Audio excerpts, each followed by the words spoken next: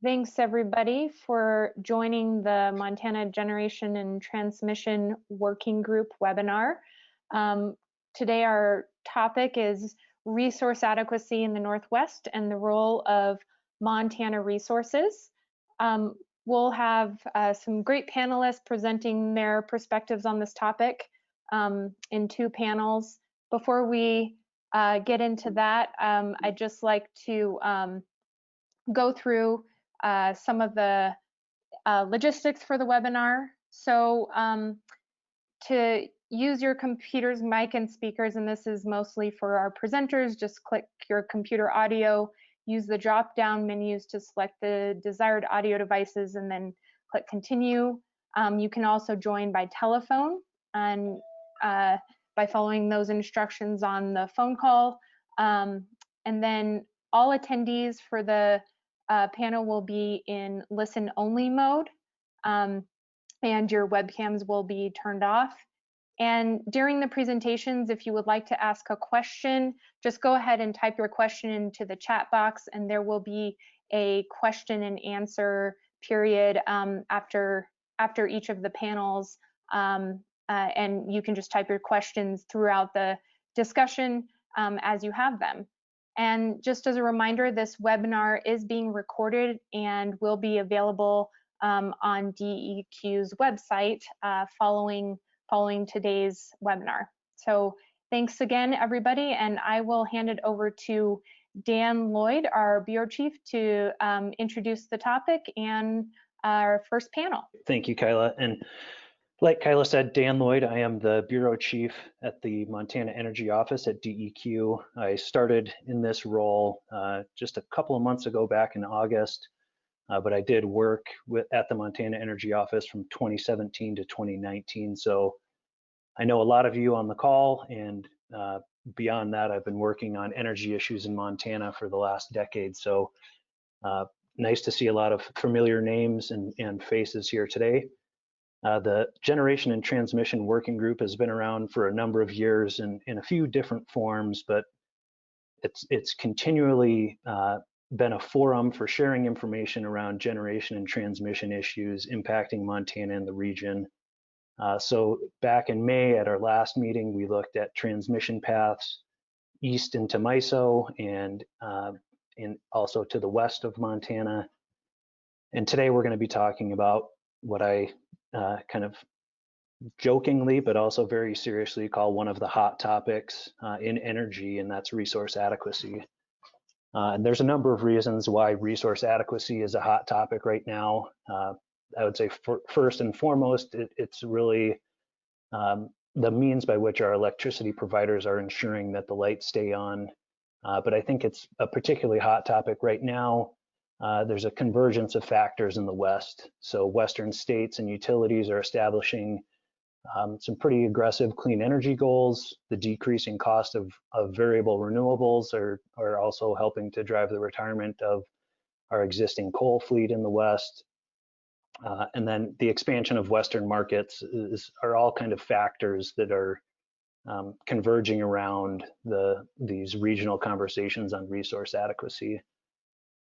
Before we kick off the first panel, I leafed through CAISO's preliminary root cause analysis, the mid-August 2020 heat storm that came out on October 6th, and I just wanted to summarize three factors that report identified as the cause of needing to shed load in CAISO.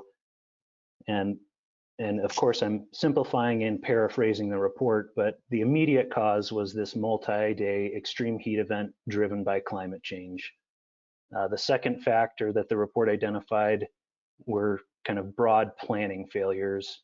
And then the third were protocols or practices in the day-ahead market that really masked the tight supply conditions. And so that's obviously an oversimplification of this 120-page report, but I really bring it up to point out the need to understand what are causing these, I'll just say, stressful conditions or capacity issues in the West. And I'm hopeful that conversations like we're going to have today will provide an opportunity to learn and help us to avoid these situations moving forward. So with that introduction, I will hand it off to Jeff Blend.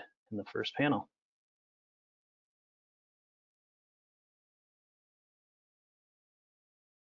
Thank you, Dan. Can you guys hear me okay? Coming through loud and clear. All right. So our first panel today is going to be talking about some of the organization around resource adequacy. I'm going to give a quick introduction, and then I'm going to introduce our four panelists. The Pacific Northwest is home to the electricity markets that Montana interacts with most frequently. For many years, this region has enjoyed a surplus of electricity supply, but trends in the past few years have changed that situation rather quickly to one where we may be seeing shortages as soon as this year and even more significant shortages by mid-decade. There's a lot of reasons for this. I think I'm going to let our panelists talk about those, but they do include coal retirements, limited new thermal builds, and state policies aimed at low carbon goals as well. Resource adequacy is the ability to meet consumers' energy needs. It's a resource adequacy as a regulatory construct developed to ensure that there will be sufficient resources available to serve electric demand under all but the very most extreme conditions. In the Pacific Northwest, it's widely believed that a formal resource adequacy policy is needed in order to achieve an low carbon electric future at a reasonable cost while ensuring enough generating resources are available to meet peak demand at an acceptable outage risk. There's a lot of things going on right now in the Pacific Northwest. We're going to hear about those. A Northwest Power Pool Resource Adequacy Program is being developed in order to allow utilities to forecast and manage resource adequacy in a coordinated manner versus the individual manner it's being done right now by various utilities. In addition, there are other entities working on this. The Western Interconnection Regional Advisory Board, better known as WIRAB, is planning in their business plan to work with WEC to improve the assessment work that WEC does on resource adequacy. Also, the Northwest Power and Conservation Council produces an annual resource adequacy assessment for the Pacific Northwest. And we're going to hear about that second one here in a little bit. The intent of our first panel today is to discuss the goals of resource adequacy, projections and analysis of resource adequacy for the region, how the region's utilities are planning to meet resource adequacy needs over the next decade, and the effect that resource adequacy programs could have on Montana resources and projects. To further discuss this topic today, we have gathered a diverse panel with extensive knowledge on this subject from different viewpoints. I will introduce our panelists in the order that we're going to have them speak. Our first panelist is Greg Carrington, Chief Operating Officer of the Northwest Power Pool. Greg brings over 37 years of experience in the electric utility industry. Just so you know, the Northwest Power Pool Corporation is a nonprofit that helps coordinate electric grid operations for the Northwestern United States and Western Canada. Our second panelist is Joe Steinmetz. He's been with Northwestern Energy since 2011, and he is currently manager of asset optimization. Mr. Steinmetz has over 20 years of experience in the electric industry, primarily in areas of electricity markets, supply portfolio management, and resource optimization. Our third panelist is Brian DeKeep, who is a senior energy analyst with the Montana office of the Northwest Power and Conservation Council. He has been in this position for 7 years, and before that, he was with the Montana Public Service Commission as Regional Transmission Bureau Chief. And finally, our last panelist of the day is Diego Rivas, who is a Senior Policy Associate at the Northwest Energy Coalition, where he has worked on energy policy in Montana and the Northwest region since 2010. And with that, I think we'll just jump right into our first presentation from Greg Carrington of the Northwest Power Pool. Thank you very much, Jeff. I wanted to talk a little bit about the resource adequacy program that's being developed within the Northwest Power Pool by the member companies. And just a little bit of background on Northwest Power Pool, there's about 36 member companies. About 18 of them own BAs. There are IPPs, there's load serving entities. So we have a broad array of folks, including some folks that are down in California as well that are part of the Northwest Power Pool. Our role of the Northwest Power Pool is to be the convener, the collaborator, and the coordinator of member companies that want to implement something like this.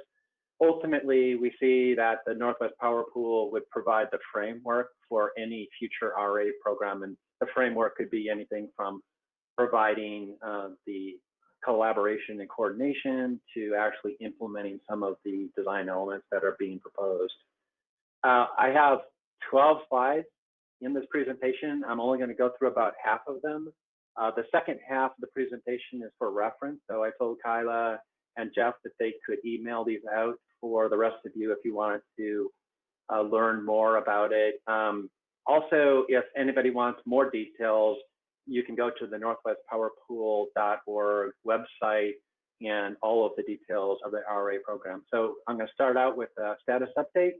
I'm going to talk about the differences between a capacity RA program and an energy program. And I'm not going to get into the third, fourth, and fifth bullets in this introduction. So we can move on to slide number 3, please. Okay, so far, we have about 19 participating members that are designing the RA program for the Northwest. The latest to join is Calpine. They were our first IPP. We have a couple of load serving entities that are also part of the steering committee as well. We have completed the preliminary conceptual design, and we're starting to get into final design right now. You can find a copy of the conceptual design documents on the Northwest Power Pool's website. We have hired the Southwest Power Pool to be the program developer. There's a distinction between a program developer and a program administrator. The Southwest Power Pool is helping us design the program. That does not mean that they will be implementing the program as the program administrator in the future. We'll leave that to a later decision. We had E3 complete an evaluation of the data requirements in the Northwest. We did not go in there and do a resource adequacy examination. The Power Pool has done a few of those. Also, the council has done a few, and we didn't repeat those studies at this time. The other thing that we did is we realized that it takes time to implement a resource adequacy program, and we're going to begin implementation in 2021 if members agree to move forward with that. But in the meantime, we set up what we call an interim solution.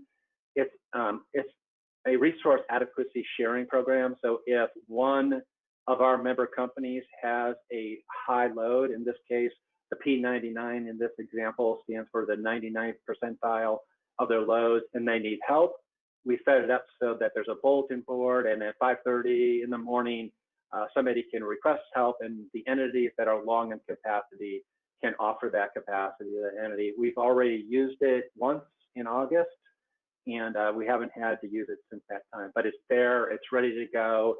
If there's a capacity shortfall in the Northwest, member companies are set up to use it. And as you may or may not know, we also have a contingency reserve sharing group that's implemented through the Northwest Power Pool, and that's for a different purpose altogether.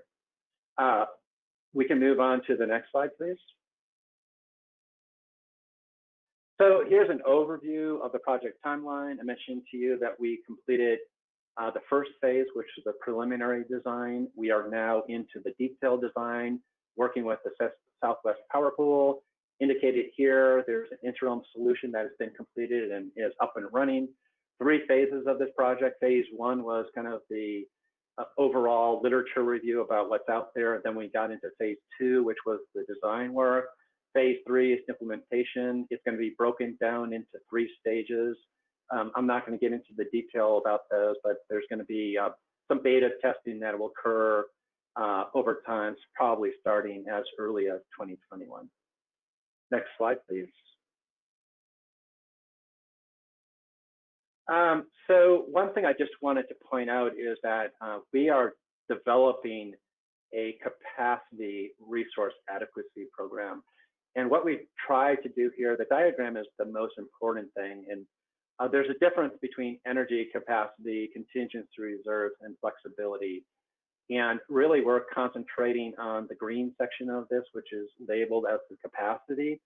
And energy, we know could be a problem, particularly in the Northwest, because energy is impacted significantly by hydro resources. And so I'll talk on the next slide about the differences associated with each of these. So we can move on to the next slide. So for our program, we're concentrating on capacity. And what that means is we are doing the evaluation of all of the loads and resources in the Northwest and within the program footprint. And we look at capacity critical hours. And what we mean by capacity critical hours is when is it that the loads and the resources have the smallest gap, or in some cases, when will it be negative?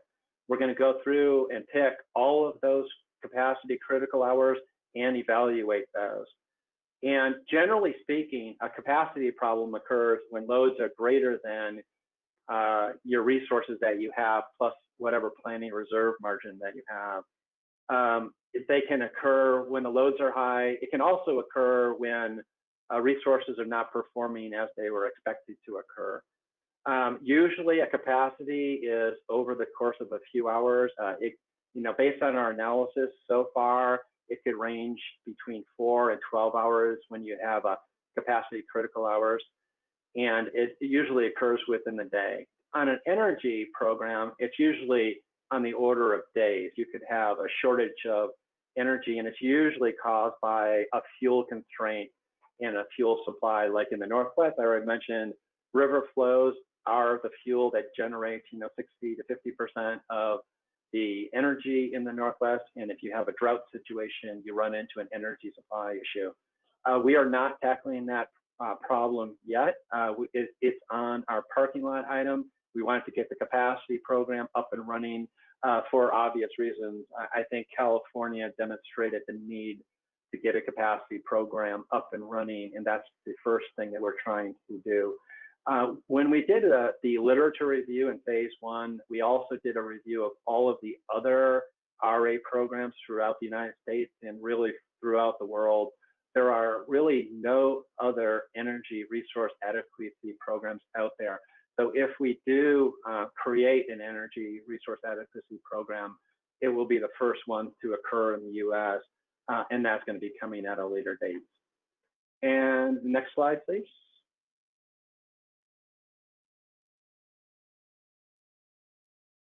Okay, this is where I'm going to end. I just wanted to point out to you that there is a conceptual design document that is located on the Northwest Power Pool's website. The slides below here are the details associated with the resource adequacy program. I wanted to provide those, so if you have any specific questions about that, I know Jeff has questions about demand resource on the demand response and how is the program considering that. A lot of that information is on the slides that follow, but the more detailed explanation is contained in the document itself. So with that, I think I'm going to be turning this over to Joe Simons. Thanks, Greg. So we'll get Joe Steinmetz's presentation up here.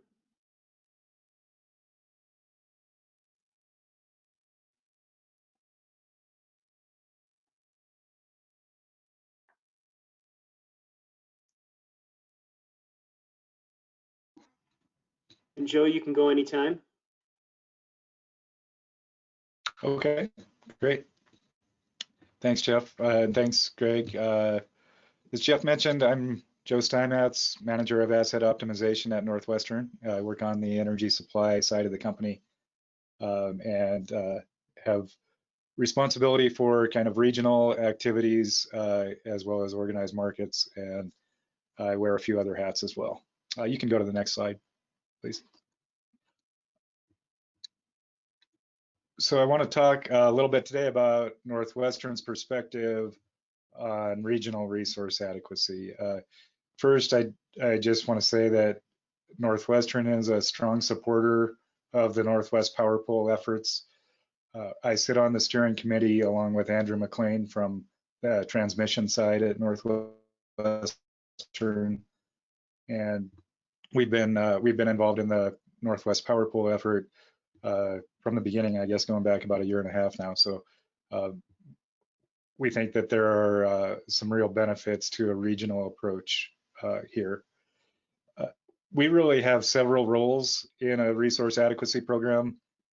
Obviously, we serve Lloyd, and that's the part of the business that I'm most closely involved in. We have our bundled energy supply customers, and we need resources to meet their load. Obviously, we're also own generation, and finally, we're a balancing authority. So we have to view any program from all three of those angles, and probably several others as well. And we really view the Northwest Power Pool program and a regional resource adequacy program generally as kind of an enhancement and an extension of our resource planning process. As many of you know, we create energy supply resource plans. Used to be every 2 years, now every 3 years. And you know, that those plans are all about looking at what our peak requirement is expected to be and putting together the portfolio that we need to meet that requirement. I think that a regional program will work hand in hand with what we already do internal to Northwestern and on the state level.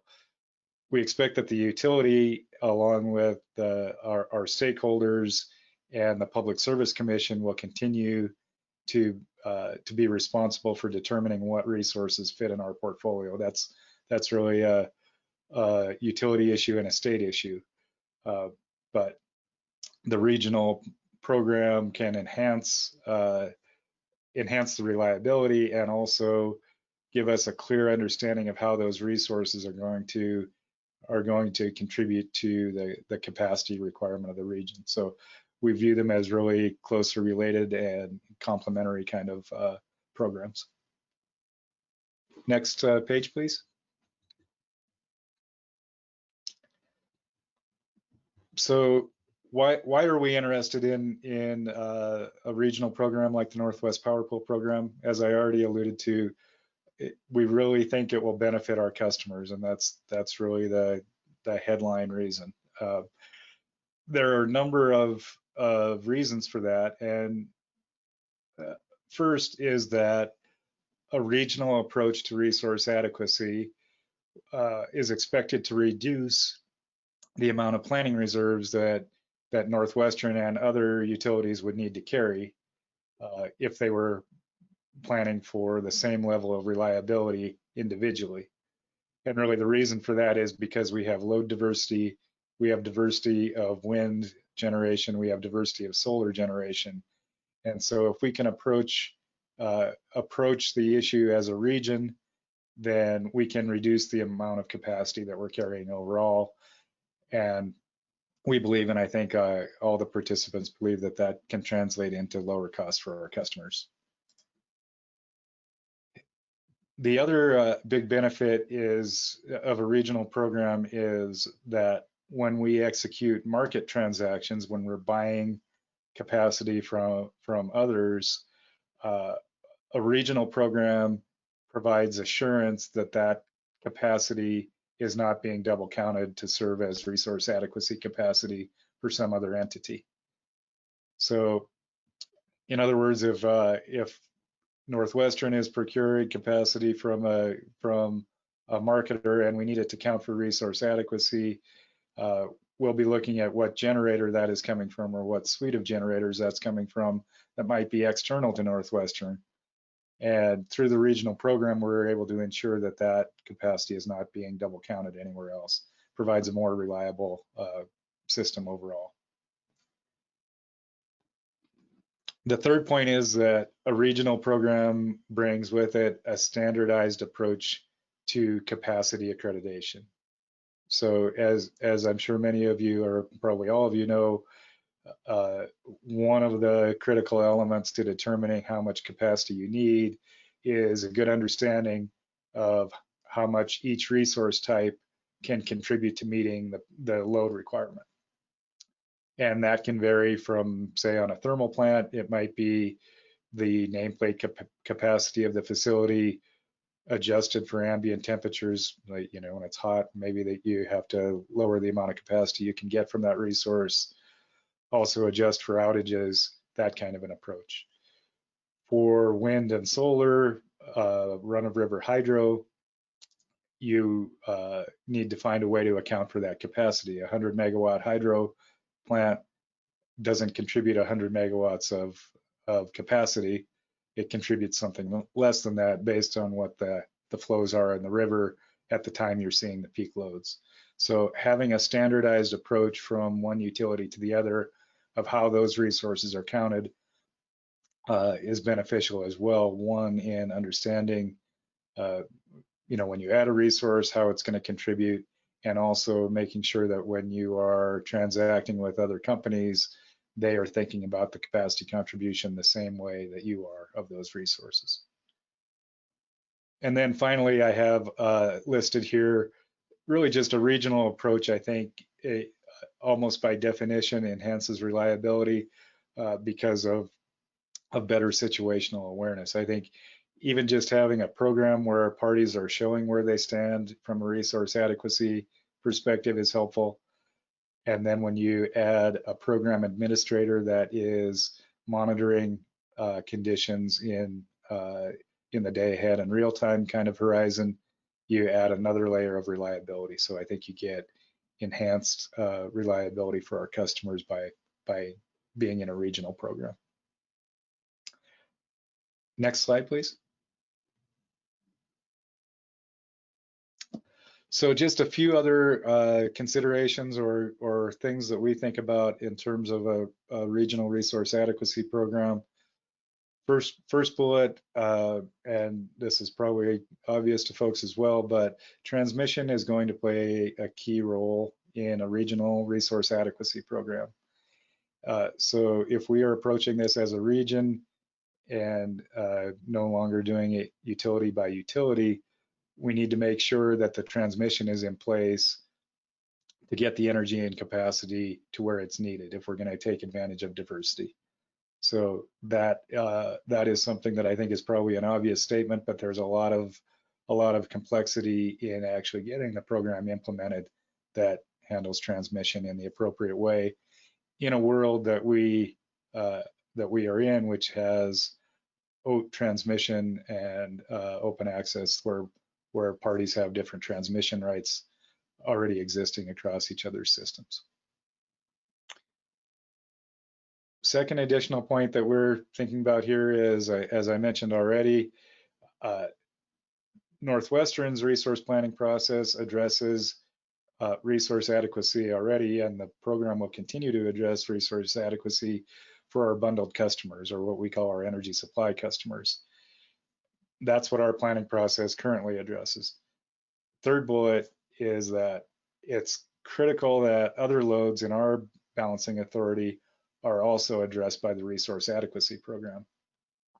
If we're taking a regional approach to this issue and making sure that we have enough capacity in place to serve the peak load needs, we need to make sure that we're counting all the loads in the footprint and that those loads are taking responsibility for their share of the resource adequacy and the planning to have that capacity in place.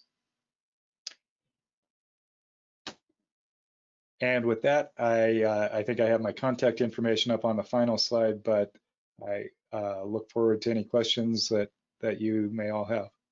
Thanks. Thanks a lot, Joe. That was great, and gives us another perspective. We'll move on to Brian DeKeep. We'll get his presentation up in just a second here. And Brian, if you want, you can start at any time. All right.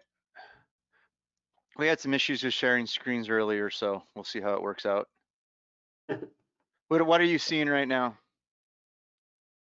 We can Brian, see your- go ahead. Oh, no, go ahead, Jeff.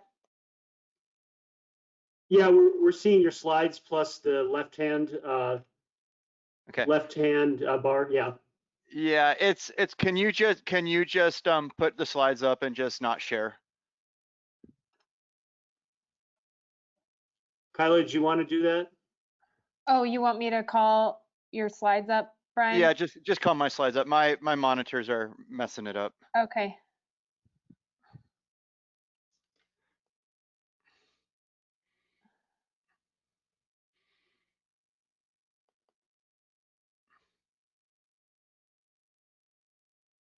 Okay.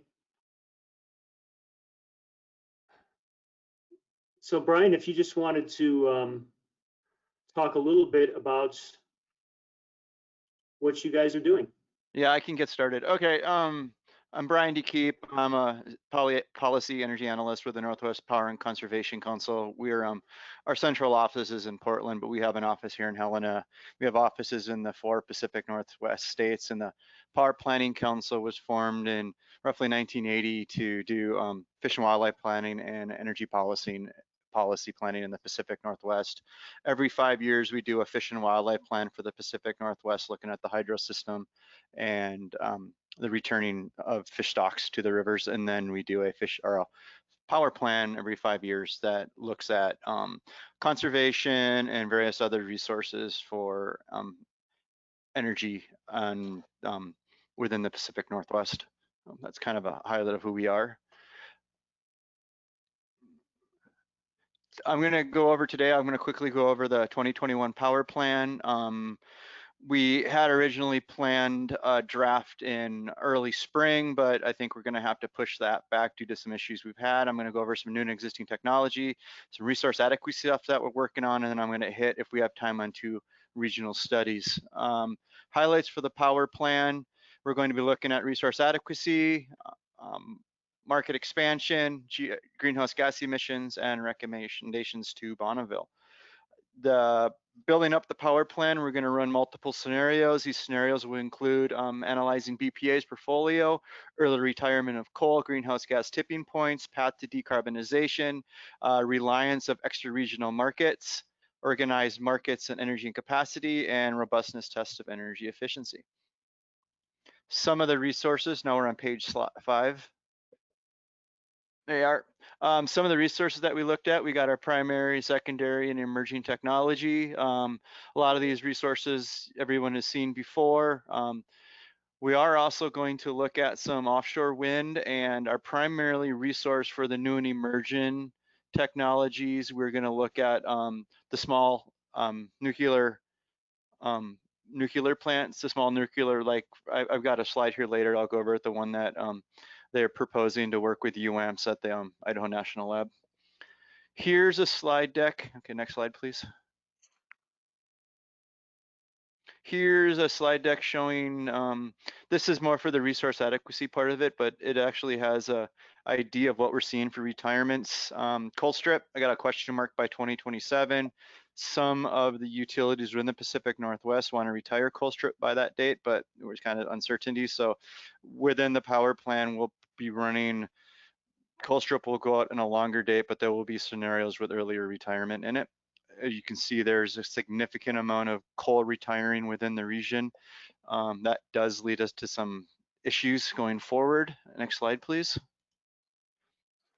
We are in the power plan right now. We're doing some, in the system analysis advisory committee, we've been doing some modeling, looking at developing basically a resource build for 2045 in the entire WEC, and these are some of the resources that we see right now. We're coming out to, you know, anywhere between 200 and 270 gigawatt hours. Builds are up to almost 350,000 megawatt hours as well. Lots and lots of renewable builds, still quite a bit of gas when we do a limited gas build.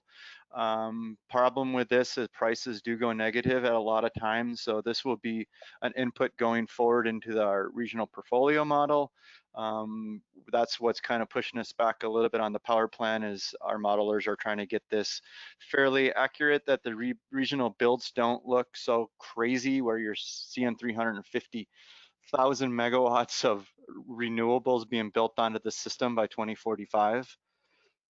To kind of compare a little bit of what other regions are seeing, you can see here that some of the IPR or IRPs coming out of like California, you see 180,000 megawatt hours or 180 gigawatt hours. 144 of that is in California for renewable nameplate. There's some pump hydro and some batteries in there. Pacific Core has a significant amount of renewables with Nevada Energy and some storage. Down in Arizona, you have Salt River and Tucson and Arizona Public Service. So there is a lot of planned renewable builds with some pump hydro on the system. Next slide. This is back in March. This might be a little bit outdated now, but there's still some in here. So this is what kind of some of the stuff we're seeing for proposed builds in the Pacific Northwest. Obviously, you've got some natural gas, some pump storage, some solar, a lot of wind. The uranium is that the UAMPS National Idaho Lab, some solar storage, and then some wind storage. Next slide, please. One of the things that's helping a little bit in the model is we are modeling a little bit more on pump hydro facilities, and here's kind of an outline of what we have for pump hydro. A lot of these are tentative projects, but they help reduce the amount of renewables that get built on the system when you do bring in pump hydro.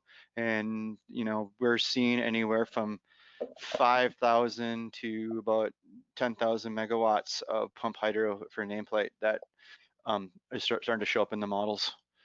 This is the Energy Northwest NuScale project. This is one of our projects that will be in the resource build, the resource plan that the model will look at and see if it's a possible resource. We're on slide 11.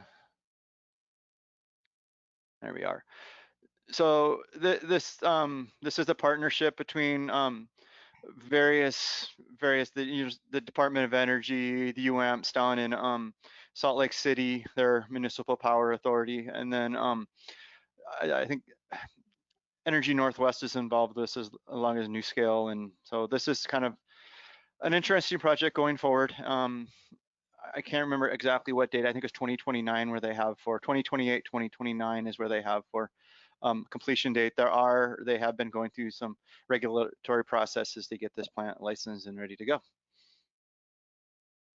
Now getting into the resource adequacy assessment, slide 13, please.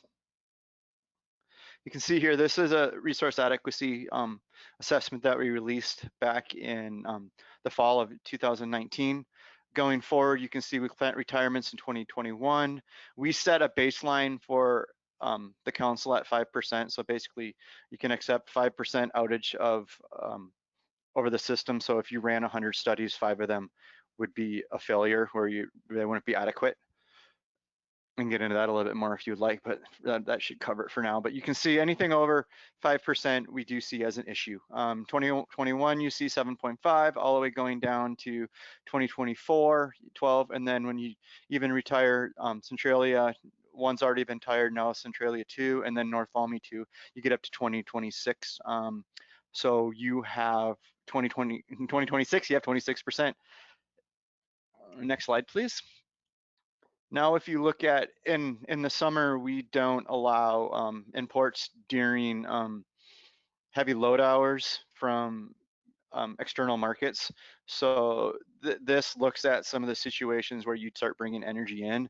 And obviously, you can see where you start bringing more power from out of state. It helps you, or out of the region, it helps you lower your loss of load probability.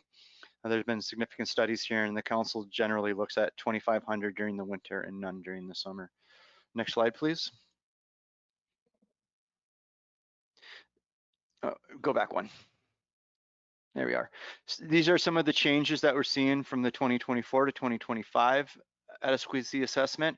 We've got Montana wind, Washington wind, gorge wind, bringing in some solar, reduction in thermo, then increase in some IPP resources. So that helps us with a little bit of resource. You're losing some thermo, but you're increasing some variable, and you're getting a little bit more IPP. That's primarily a dispatchable resource. Next slide, please. All right, so this is the 2020-25 assessment. A new thing we're doing this year in the power plan that we didn't have in the last power plan. This is the 8th and the 7th. We did not look at climate change, so we've got global circulation models that have some looking forward. So we've used this data to come up with 3 scenarios that we're looking at. You can see A, C, and G, which will be part of the resource adequacy assessment as well as the power plan.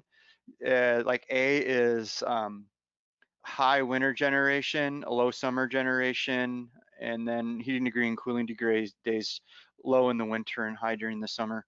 And you can see for that one, since there is very low summer generation, we're seeing increase in summer load, decrease in water during the summer, and decrease in generation, where winter you have a little bit more generation. In the winter cases, specifically near normal and G, you can see where the loss of load probability goes down significantly because you start seeing a shift into summer load, and winter generation seems to be sufficient. Comparing on the bottom there, you can compare the climate change to the historical. You see that it did drop a little bit when we went from historical to climate change data, but we're still significantly above our 5% threshold. Next slide, please.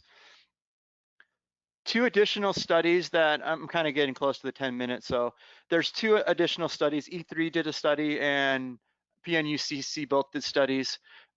Quickly, I'll just hit on a couple of slides here. If you go to slide 20. This slide was, this study was done by the Pacific Northwest Generating Pool, Northwestern, and Avista, and some various other utilities in the Pacific Northwest for studies for this one. But I guess the point is you can see here that there is a significant amount of generation that is needed to come onto the, this is the greater Pacific Northwest, so this does include Wyoming and Utah. And what the main point is here, the costs remain somewhat low and you do not have significant curtailment. But when you start getting up to this 90, 98 to 100%, prices significantly increase, and so does your curtailment level. And all the way through this, you still have more natural gas on the system, except for the very last, at the very last 100% carbon free. All of them have significant amounts of natural gas on the system to help balance it. Next slide. Hey, Brian? Yes? So maybe if you could do one more slide and we can move on to the next presenter. Yeah, that's fine. We can just end here, Jeff. That's good. Thank you. Okay, thanks, Brian. Just trying to keep us on schedule. There was a lot of interesting numbers in that presentation that were surprising. We're going to move on to Diego. If we could get his presentation up. And Diego, you can start at any time introducing what you're going to talk about.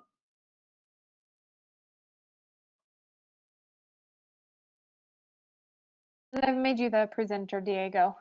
So.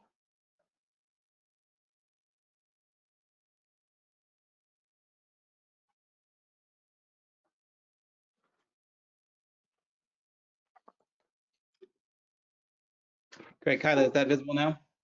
Yep. Yep. Thank you. All right. Hello, everybody. Diego Ribas, as introduced, Senior Policy Associate with the Northwest Energy Coalition.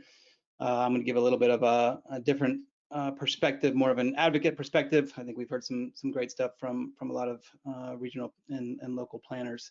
Let's see here, move forward. The Northwest Energy Coalition is an alliance of over 100 groups, environmental, businesses, utilities, et cetera, in Oregon, Washington, Idaho, Montana, and British Columbia. I am here in Helena, Montana. Our headquarters are in Seattle, Washington.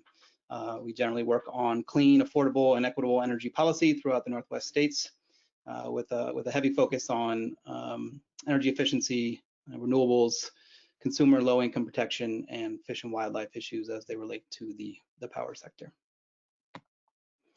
All right, regional resource adequacy, just generally from my point of view and our point of view, this is obviously, as Dan put it, a hot topic, and rightfully so. We have increasing loads overall, including increasing peak loads. We have electrification of various resources, various end uses, coupled with thermal retirement, a lot of low natural gas prices, which kind of has a double prong relation to this issue, as we'll see in a minute, and then what I would consider a little bit slower of an uptake of demand resources than we need to see. Just some historical perspective here, and I want to caution on this slide. I'm not trying to necessarily say that resource adequacy is an issue we should ignore, and it's not of utmost importance, because it certainly is. The point of this slide, though, is just for us to all consider our regional history, and not forget some of the lessons that we've learned in the past.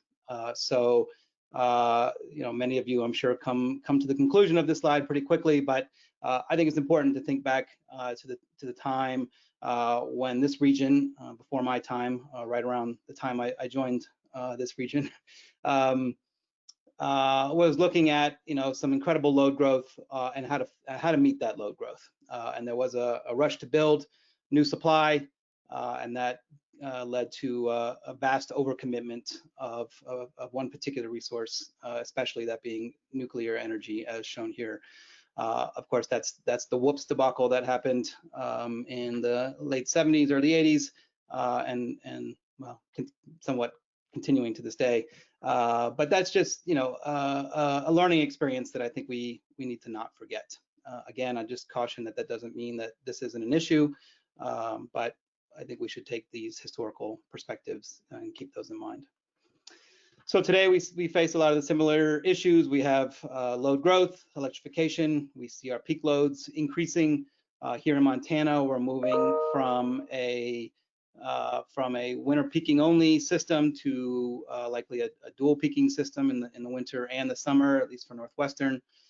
We see this need and continue to highlight from utilities and others for flexible capacity. We're energy fine, but flexible capacity deficient. And therefore we see the end result, as I would characterize it, a rush to natural gas plants to fill these needs. Smaller peaker plants, because they provide the flexible capacity, and as we move away from kind of centralized, large centralized generation.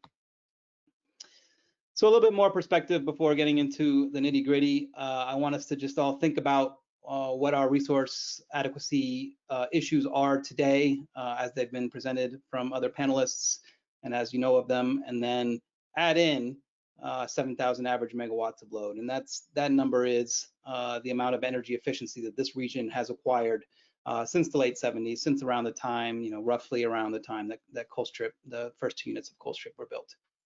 So if you think about that 7,000 average megawatts of load and the savings that we've acquired, just keep in mind that we would have had to build to meet that load, and what that would do on issues related to expense and costs for customers, rates, et cetera. Not to mention climate change, greenhouse gas emissions, et cetera. So resource adequacy, I think we've covered the definition, but I bring up this definition from the Northwest Power Pool for one particular point. I'll just read it quickly. Resource adequacy refers to having enough resources, generation efficiency measures, and demand side resources to serve loads across a wide range of conditions with a sufficient degree of reliability.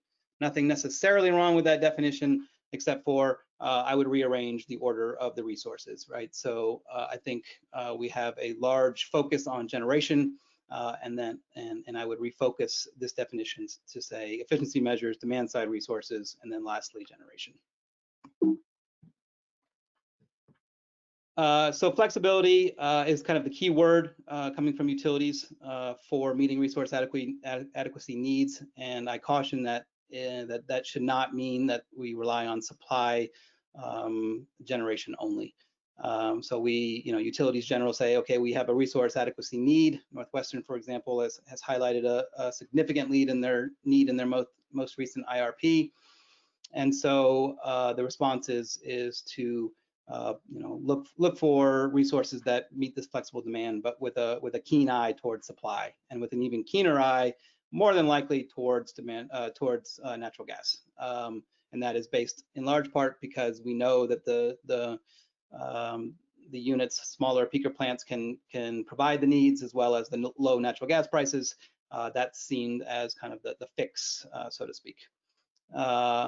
There are some cautions there, though, as we rely more and more on these smaller peaker units. If they are used less, that's a greater cost for customers, for the utility, and thus the customers on a per megawatt hour basis. As we continue to move away from larger economies of scale, that becomes an issue to keep an eye on. Not to say that that's bad. That if we don't need the larger centralized 400 megawatt natural gas plants, then obviously we shouldn't build them, but that does come with a cost. Generally speaking, I'd say we are fairly well ignoring flexible demand in these discussions. Obviously, there is lots of work being done on this. The Northwest Power and Conservation Council is certainly looking at resource adequacy from some energy efficiency and demand response perspectives. But I'd say overall in the region, from a utility perspective, or from what we hear from utilities, it seems like the flexible demand is something that's just being ignored. And those include, as mentioned, energy efficiency, demand response, and then distribution systems, resources, solar, distributed generation, microgrids, etc. Again, that the graph from before, 7,000 average megawatts of savings. I really think it's important to double down on this. It's cost effective, save customers a lot of money over the decades. And even though it's become harder, even though natural gas prices are making cost effectiveness issues harder, it doesn't mean that we need to walk away from this vital resources. And it's we see here in Montana, Northwestern has cut their energy efficiency targets in part because of cost effectiveness issues and low natural gas prices. And again, certainly there are issues, but I think we need to work together to find ways to overcome those issues to make sure that energy efficiency and other demand resources are not being left behind. The other key factor here is that I think we need to put energy efficiency on an equal footing with other resources. There are certain utilities that Northwestern included that haven't in the past considered the capacity contribution of energy efficiency, and so are coming up with resource inadequacy numbers that don't take in consideration what energy efficiency can do from a capacity contribution perspective. And then lastly, for this slide, I think it's also very important to really dive into not just energy efficiency as a whole and what does energy efficiency contribute as a whole, but rather focus on programs, measures that really contribute to meeting the needs of when we're seeing peaking issues. I will caveat, however, though, that a lot of the resource adequacy conversations tend to talk about, those 5 or 6 days, say on a really cold February like we had last year, and that's what we need to plan for. I think resource adequacy is actually bigger than that. I think there are times when we have capacity issues and resource adequacy issues in a shoulder season. Let's say March, if we get an uncontrollably cold winter that extends through March, that could certainly happen, as well as October. The end of these shoulder seasons or the beginning of these shoulder seasons can also play a huge role in resource adequacy issues, and energy efficiency certainly helps fill those needs. But certainly the biggest demand side resource for meeting resource adequacy needs is demand response. And I think we are, from my perspective, moving very slowly throughout the region, and especially here in Montana on demand response. So as kind of written there, that is kind of the holy grail of flexible demand. The basic idea is to clip the peak when it occurs. Occasionally it moves. We may see some larger loads for longer, but we're not meeting those huge peaks. We're not seeing those huge peaks that we need to meet with generation resources. So shifting that load or even just completely cutting them off certainly helps the utility not need to rely on as many generation resources. The key to demand response is that it is a resource that takes figuring out, right? It is very utility specific, and while we can learn from other utilities, it's really important for each individual utility to get started to work through pilot programs, fine tune, how the resource is being acquired and figure out what works best for the utility and its customers, because it's different. And in each utility is always going to say we're different, and that's true. Each utility has a very different service territory, and Northwestern certainly has a more difficult one from this perspective, given their lack of large load, industrial load. But it doesn't mean that it's not doable. And so it's really important for utilities to get started to figuring out exactly what they need to do on targets. So Diego, sorry to interrupt. If you could maybe wrap it up in one last slide, that'd be great. Sure, absolutely. So just want to give here some examples from the Northwest. We have great examples from around from various utilities, Idaho Power, even to Montana, Flathead Electric Co-op, and MDU. And then lastly, I just want to point out that Northwestern has done a study to look at what kind of demand response they could acquire back in 2015 from just 9 customers, noting that they could acquire 35.5 megawatts, which is a great number that we should not overlook. So encourage the utilities to get started on this important resource.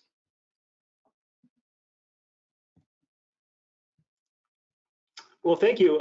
Did you have anything else, Diego, or was that good for the presentation?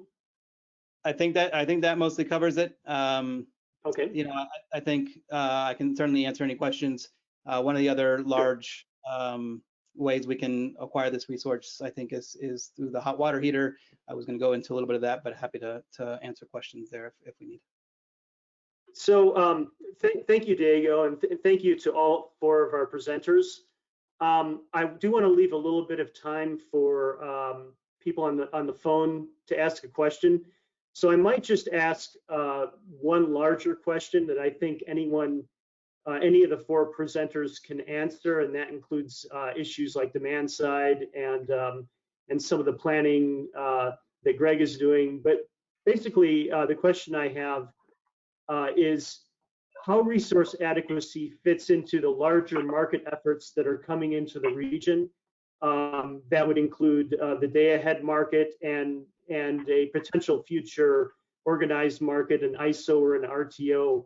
How do you see the resource adequacy fitting into these larger market efforts that are coming down the pike? And that's aimed at any of the 4 presenters, that question. So this is Greg. I'll take a crack at it first, and then maybe have Joe add to that.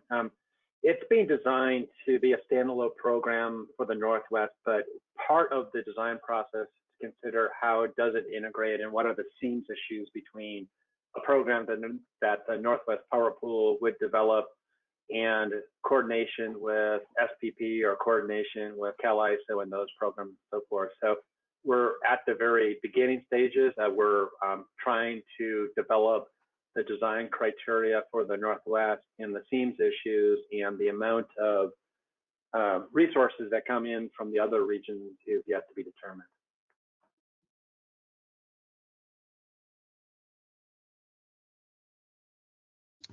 And Greg, this is Joe.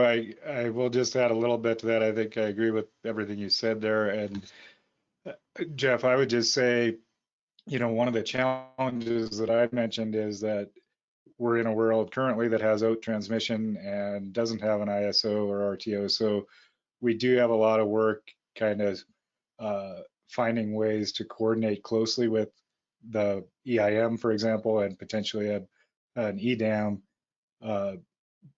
the more, I think the more the region moves toward an organized market, the more efficient the RA program can be as well. Diego, do you see these future markets and resource adequacy within the context of, say, an ISO? Do you see that helping with some of the demand flexibility you've been talking about and customer needs? Yeah, certainly. I think you know, these regional markets you know, can certainly play a helpful role in meeting the needs, resource adequacy needs on various issues. Certainly on the renewables perspective, but from an energy efficiency and demand response perspective, absolutely. I mean, the more we have the ability for utilities to control their own load, that makes it easier for you know, sharing resources in one location, let's say, you know, farther south in the west, that has you know, available resources, but perhaps not enough if we're not taking advantage of energy efficiency and demand response, but could meet our needs if we are. So certainly that plays a huge role in making these resources even more valuable.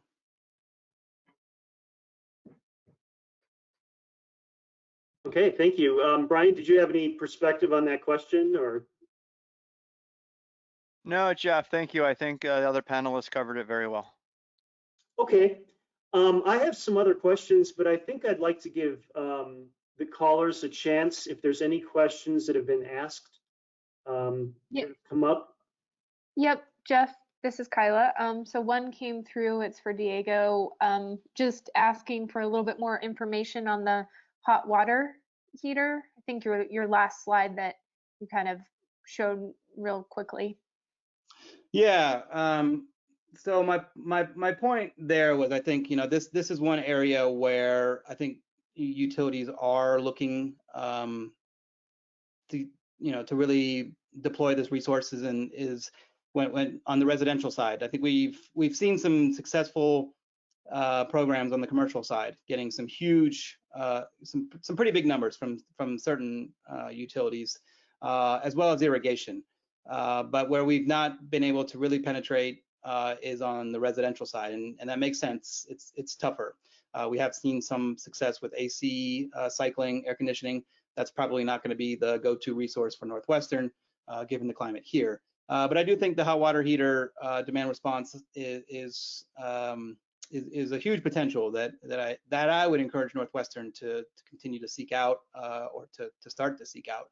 I did some just kind of back of the envelope, really rough math that, you know, obviously I would not use for anything except for an informal conversation.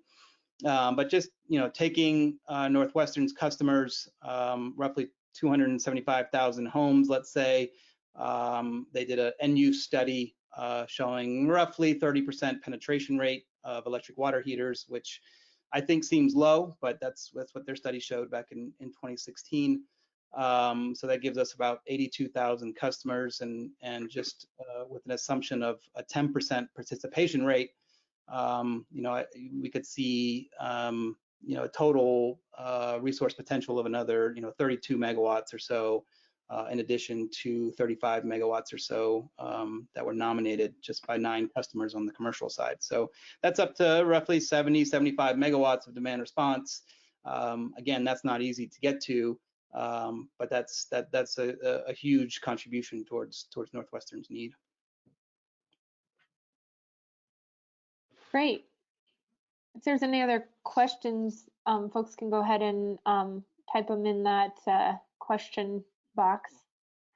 So Kyla, we may have time for one more question, maybe two, but Joe, you mentioned planning and transmission a little bit, and although this is not a transmission panel, I'm just wondering if you or anyone else has some ideas about expected impacts from a resource adequacy program on transmission flows, or even the need to build new transmission. Jeff, maybe I'll take the opportunity to answer a slightly different question than the one you asked. Hard for me to kind of forecast what impact it might have on future transmission usage. I do think that the RA program can give us some good information on, you know, where it would be useful to do some of those upgrades or build outs. You know, part of what we will need to look at is areas that might be a load pocket that have limited transmission to them, and those areas might need to carry a higher local requirement of resources. So, you know, I think this program could help to bring some of that to light. And Greg, I don't know if you have anything that you'd like to add to that, but I do think that's where there could be a benefit, and, you know, along the lines that you're talking about. Yeah, Joe, I think you're right on target. I think we are looking at local zones. So if there's any constraints in the systems, and if you buy a resource on the other side of that constraint, then you would have to prove that you had firm transmission to get it across that constraint. Otherwise, you may have, as Joe mentioned, higher needs within that local zone if you don't have the firm transmission.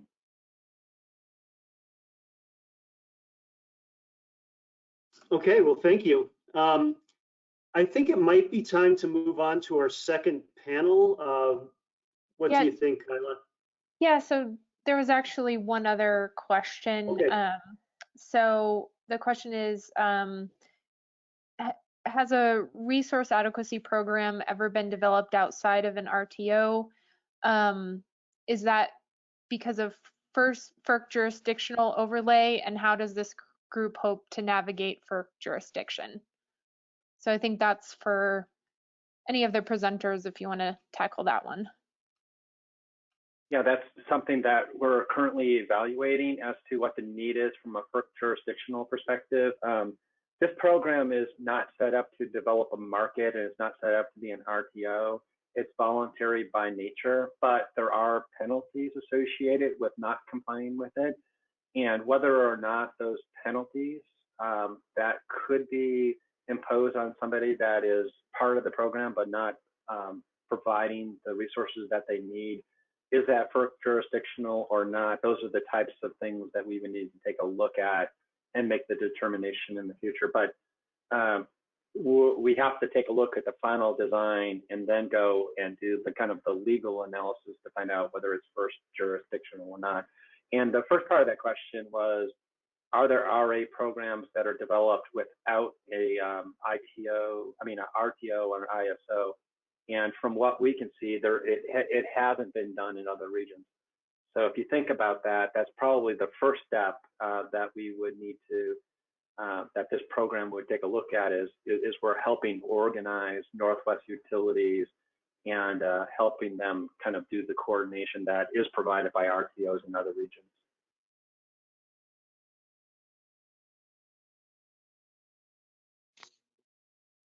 Great, thank you. Go ahead, Jeff.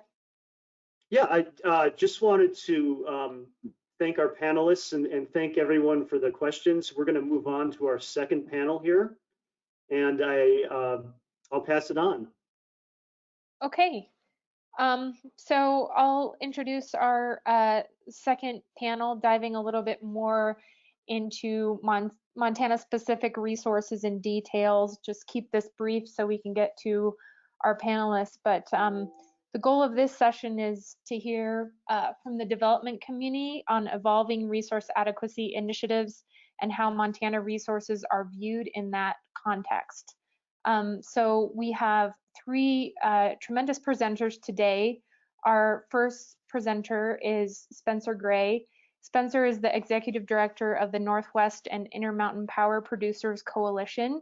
He's leading their efforts encouraging more competitive and nimble electric system that can satisfy the region's evolving policy objectives. NIPPC is a membership organization including IPPS, storage and generation developers, and power marketers in Washington, Oregon, Idaho, and Montana. Spencer worked in DC for a decade in senior capacities on Capitol Hill for US senators from the Northwest, including as legislative director and professional staff for Senate Energy and Natural Resources Committee, and he's a native of Montana. We also have Jeff Fox.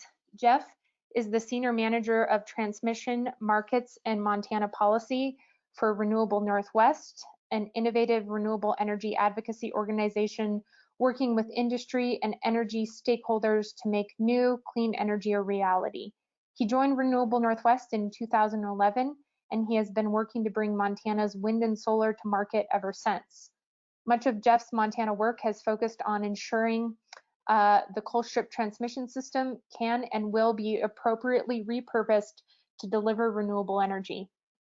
At the regional level, Renewable Northwest has long advocated for regional cooperation that best utilizes the Northwest's diverse renewable resources. This includes Renewable Northwest's early and continued support for the EIM, so Energy Imbalance Market, the Energy Day-Ahead Market, and potential RTO development. Renewable Northwest is represented on the Northwest Power Pool Resource Adequacy Program development process through a seat on the Stakeholder Advisory Committee. We also, and finally, have Kevin Yates. Kevin has 10 years of startup and global corporate experience in renewables. As Director of Wholesale Origination at Clearway, he is responsible for sourcing, negotiating, and executing long-term power purchase agreements for solar, wind, and energy storage facilities with load-serving entities in the Western U.S. Prior to joining Clearway, he held a variety of business and project development roles at NG Storage, APL Renewables, and Sun Edison. So we'll go ahead and get started with Spencer. Spencer, if you want to go ahead, and my understanding was you didn't have slides, just a presentation. That's right. Thanks, Kyla. No slides on my end. I just want to make sure, can you hear me, and is my video on? Yes, we can hear you and see you. Okay, great. Well, thanks for the introduction. Thanks for the invitation to join today. I'm excited to be here with my fellow presenters.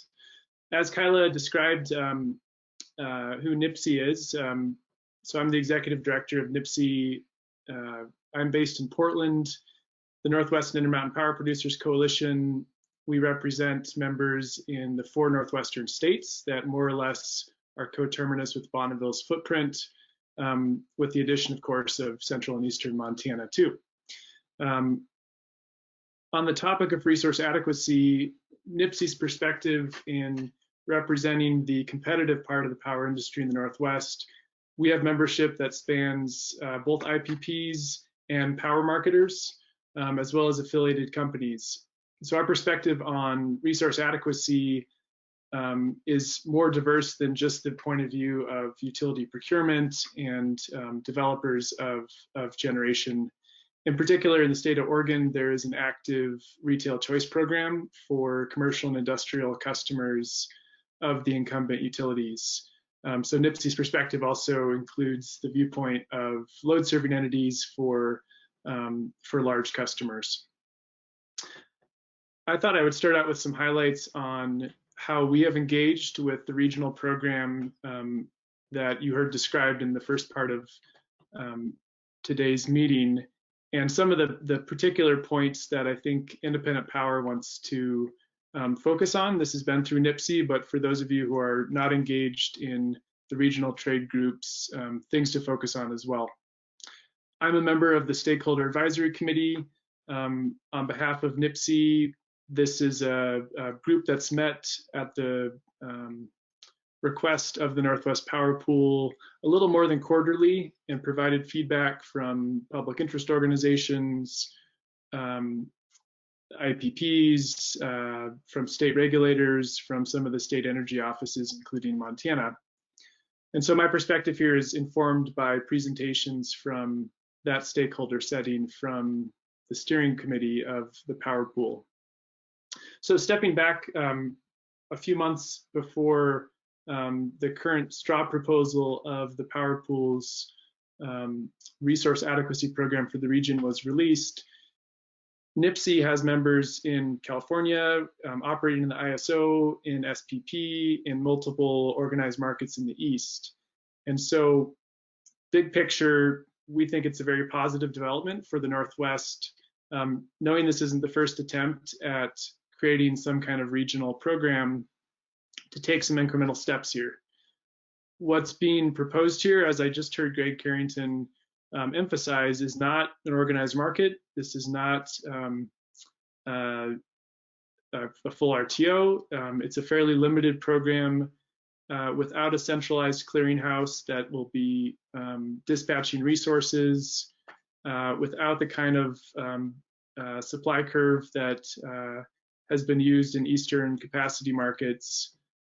So from that perspective, for those of you who are active in organized markets elsewhere in the country, a regional RA program, as it's been proposed so far in the Northwest, will be fairly limited. And I think it's important to realize that limitation. And as the industry thinks about where should the power sector go in the Northwest in the future, be thinking a couple steps down the line. As we sit here and think through just that big picture, the combination of an EIM that is successful, the possible expansion of the day-ahead market from the ISO, and the creation of a regional RA program, those are all positive steps that I think add up to something much better than developers and non-utilities in general have experienced in the Northwest in the last 10 years. So we view it positively. NIPSI issued a set of principles around the creation of an RA program in February. The straw proposal that was released in late August by the steering committee of the Power Pool, by and large, I think meets some of the key principles that we hoped for. At the same time, there's a lot of design details that are going to be figured out in the next 3 to 6 months. And so a couple of those key ones, I think, really center around transmission, how exports and imports into the region will work. This, of course, matters for Montana, and it matters for projects potentially developed in Montana for who the off-takers for that power would be. In a little more detail, for some of the issues that I've been watching out for NIPSI for the Power Pool's proposal, there's a key question in the design right now of what kind of signal for procurement to utilities and utility commissions would an RA program deliver. What's being proposed now is a double seasonal program, 4 and 5 months each. 7 months in advance of the season, the load serving entities would have to show that they have sufficient RA resources for the upcoming season.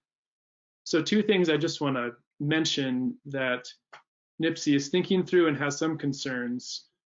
Number 1, for those of you who are developers or operators of independent generation, the cost of capacity represents the fixed cost of your resources. If you're only collecting revenue for 4 out of 12 months for those resources, or 9 out of 12 months for those resources, there's still a gap. I understand the size of the Northwest Power Pool's footprint has led it to propose something that takes advantage of winter and summer peaking load serving entities, but that's a key point, I think, to keep in mind about whether what's on the table adequately captures the full fixed costs for your resources over 12 months. The second issue I would flag on a general topic of the contracting paradigm for IPPs in particular under an RA program is whether the program proposed right now gives a clear enough signal for multi-year commitments for things like gas and for pump storage. The kind of signal that I think has been missing for some new resources, and in particular on the hydro front, is something that's longer than next year. NIPSI has commented to that effect to the Power Pool, but it's something I think for independent developers is important to keep in mind. Finally, 2 other things I want to mention briefly on the current Power Pool's program design that affect IPPs. One is the issue of zonal RA requirements that depend on an analysis of flow gate limitations on the transmission network in the Northwest. I'm hopeful that consistent higher prices for capacity in those regions could lead into a better interregional transmission planning. that consistent signal, I don't believe, is something that is being supplied by the market right now. Similarly, while we don't expect an RA program to lead directly to procurement by utilities, it does hopefully feed in more frequently into IRPs and RFPs by the utility as an additional and consistent data point for who's short and who's willing to commit on a contract basis to resources based on what the RA program demonstrates. So those are kind of some high-level policy issues that I think deserve attention from the IPP sector, including in Montana. And I think I'll close there and happy to answer questions. Thank you, Spencer. That was really good. Yeah, if, just as a reminder, if folks have questions, you can type your questions into the question box, and we'll get to them after our presenters give their perspectives. Next, we have Jeff Fox, and Jeff, I will call up your presentation here.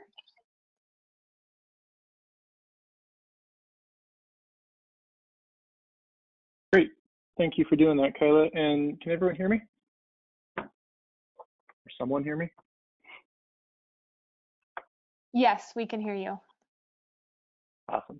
Thanks. Okay, so I have kind of a lot of material here, so I haven't timed myself, so I'm going to try to tear through it. It's a short number of slides, though, basically 4 slides. As Kyla introduced me in my bio, I've worked for Renewable Northwest since 2011. We have industry members as well as nonprofit members, and we're an advocacy organization for renewable energy in the region. And I've been in Montana. I'm also a native Montanan, like Spencer. I'd like to see you work that in, Spencer. For a long time, I've had the pleasure of sort of serving as a Montana wind hype man, and I kind of relish in that role. My responsibilities have extended beyond some of that, but I think it's appropriate for this presentation to kind of return to my roots a little bit. So I look forward to giving you some views on Montana's role in resource adequacy. Much of the information that I'm sharing today comes from some testimony that Michael Goggin from Grid Strategies, located in Washington, D.C., helped us put together in the Puget Sound application to sell Colstrip transmission system capacity. So that's where some of this comes from. And a couple of the figures that I use in particular lean on the E3 analysis. You know, the E3 analysis, I think, is a very good starting place. You can debate some specific points with the analysis, but it really has enabled a way to have a shared conversation about resource adequacy in the region. And for that reason, I think it has been very useful. Let's move on to the next slide.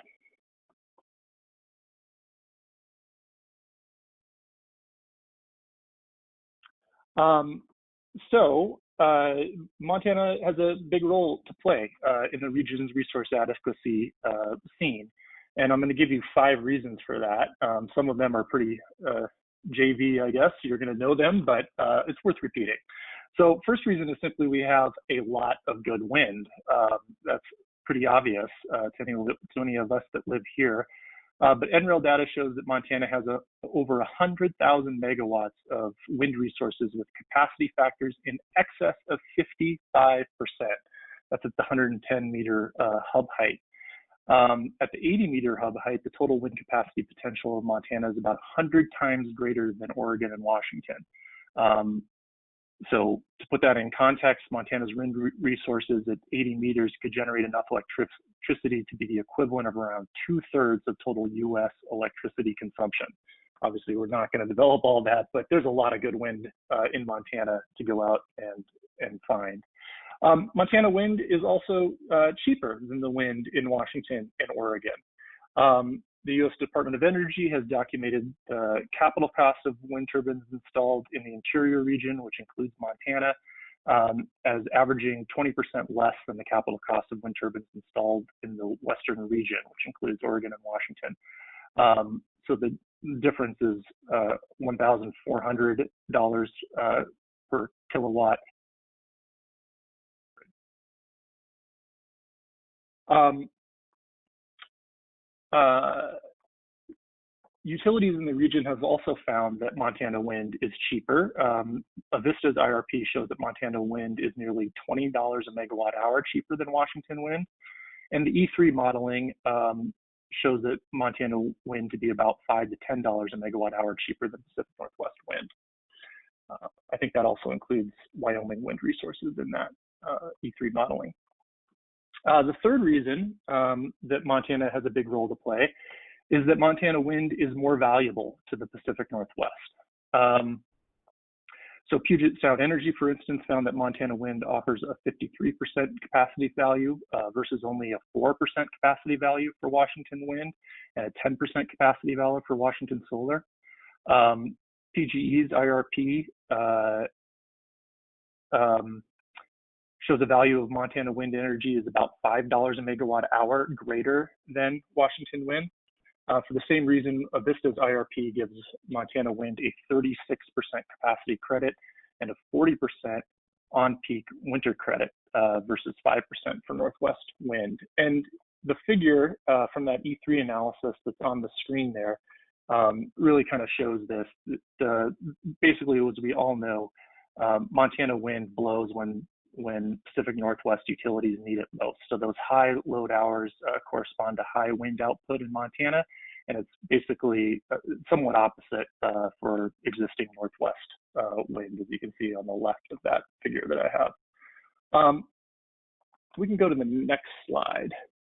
The fourth reason why we have a big role to play is that the value of Montana wind really holds up. So I jokingly kind of named this slide "More is More," because the reality is, as we continue to add Montana wind, this figure from E3, you see that the average capacity value remains in the 50 to 60% range and doesn't drop below 50% until nearly 20 gigawatts of Montana wind or Wyoming wind is serving the region's utilities. So unlike some of the other resources, we really don't get a big decline in the capacity value of Montana wind until far out in building out the resource base. So not surprisingly, utilities want Montana wind. PGE's most recent IRP calls for 109 megawatts of Montana wind by 2023. The economic modeling that PGE did for a 2050 decarbonization study called for 1,700 megawatts to 1,900 megawatts of Montana wind. Avista, which is of course subject to the Clean Energy Transformation Act, indicates it will need an additional 340 megawatts of resources, zero carbon resources, and another 1,000 megawatts by 2045.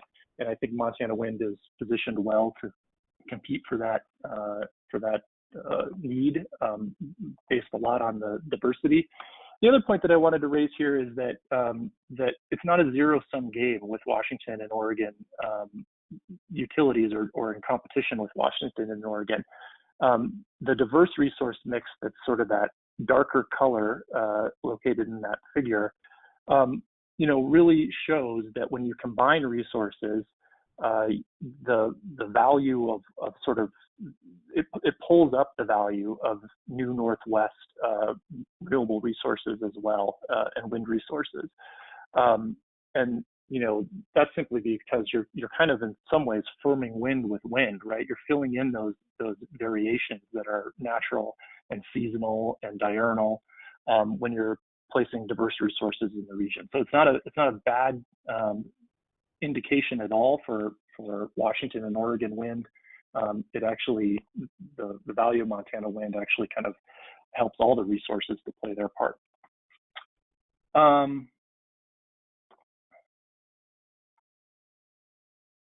I think we can move on from there to the transmission slide, if you don't mind.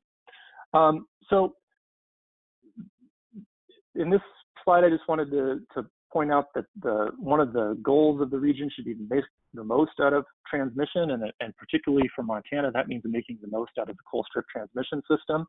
You know, so that means that utilities in Northwest should hold on to what they have. And that is very much our position in the Puget application to sell Colstrip transmission. We show immense benefits to Puget from holding on to that resource and utilizing it to deliver their own wind energy for their own customer needs. The second place to make most out of the existing transmission is to find upgrade opportunities.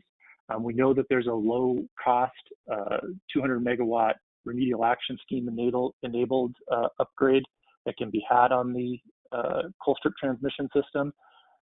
There are other upgrades that have been proposed in the past for that, the Montana to Washington transmission upgrade and the associated CTS upgrade, both of which, for our analysis, appear to be very cost effective to any Northwest utilities, particularly Washington utilities, that need to satisfy CETA requirements. And then the third point is to keep utilization of any transmission up. So the transmission capacity that utilities have, there's different approaches to how to keep the utilization up. One is that many renewable energy developers and utilities have found that oversizing projects really does pay, in which you might have only 100 megawatts, say, of capacity available on the transmission line, but you oversize the project by as much as 150 megawatts. And simply because of the geographic diversity of a single wind farm, you know, you can, the economic optimization of that capacity is better off by having a more generation than you have interconnect for. You can also add solar. Solar, I think, has the possibility to really play an important role in the Pacific Northwest, exported out of Montana. It adds diversity to the solar resources found in Washington and Oregon, and avoids some of the, you know, geographic disruptions that you might see from cloud cover or snow cover or anything else. Also, you get a time shift of about an hour there. And my third point has disappeared on me, but I think it's storage. Yes, it is, which just added storage to any resource also can help you keep the utilization of the transmission up. So there's different approaches for how to keep the utilization up, but one of the things that we found is that the cost of transmission is one of the bigger costs to develop. It's almost half the cost to developing or to delivering wind resources in Montana, or any resources in Montana, to the Pacific Northwest. So adding storage will really enable, so you want to get the most out of the transmission, and adding storage can help you to do that. I think, you know, we also found some interesting things, or the E3 analysis also has some counterintuitive findings on storage when it's located in the Pacific Northwest, about or maybe anywhere in the region actually, about the capacity value dropping pretty quickly from added storage. And that really just, again, speaks to getting the most out of the renewable resources that are selected. So you want high capacity renewable resources on the first go round, because you can't simply solve this later by adding more storage. So for all those reasons, Montana Wind really has a great role to play, and it's very exciting. I will drop into the chat box, since that's the one I have access to, a link to our testimony if you'd like to review it. So I'll drop a link in there where you can find it. And then I think I have one more slide, one more point to make.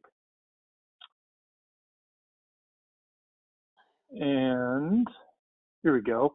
I really am amazed, especially when you compare the political environment for out-of-state resources in a state like California to the Pacific Northwest.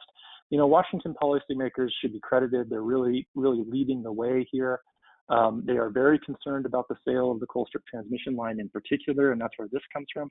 But more importantly, and more broadly than that, they show a real interest in Montana resources and Wyoming resources, and resources just generally around the region coming together to help Washington meet its carbon goals.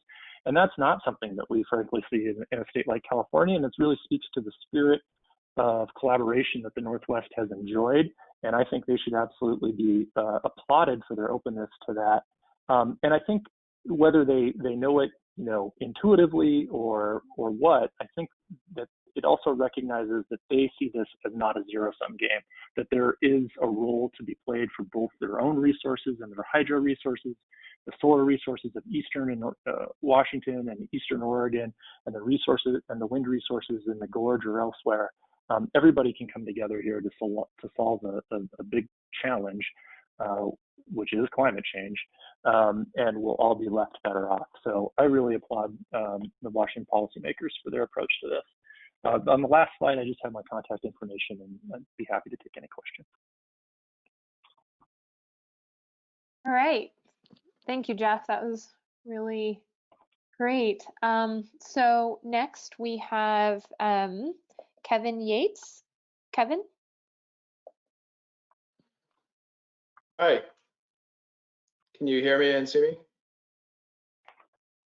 Yes, we can hear you and see you. And Kevin, did you need to share your slides, or did Yes. you send them? Okay.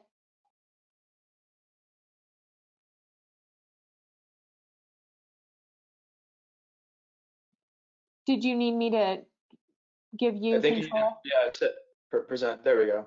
That looks like it. Yeah.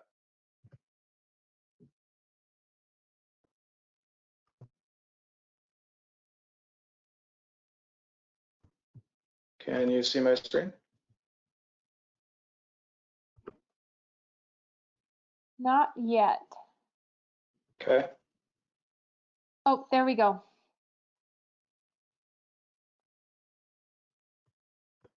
Okay.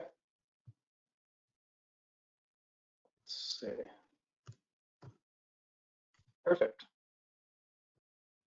Well, thank you. Appreciate the opportunity to present today and share a little bit about Clearway and our perspective on regional resource adequacy and what we're doing in the Pac Northwest region.